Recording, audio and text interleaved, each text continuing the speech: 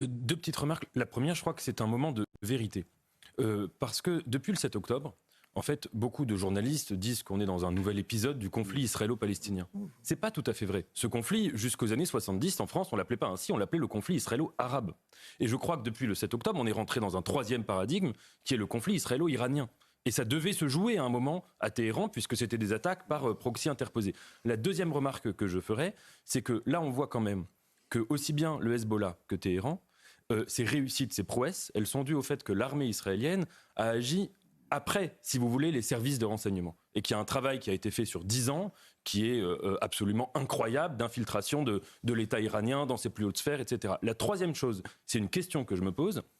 Évidemment, on le sait, le peuple iranien a été héroïque, c'est un très grand peuple. On ne salue pas assez la bravoure, le courage, le sacrifice des femmes iraniennes qui, depuis des années, ont essayé de braver ce régime.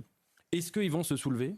Ou est-ce que ça va susciter, comme quand il y avait eu la guerre Irak-Iran, un sentiment de repli nationaliste avec une détestation d'Israël qui l'emportera sur la détestation du régime ?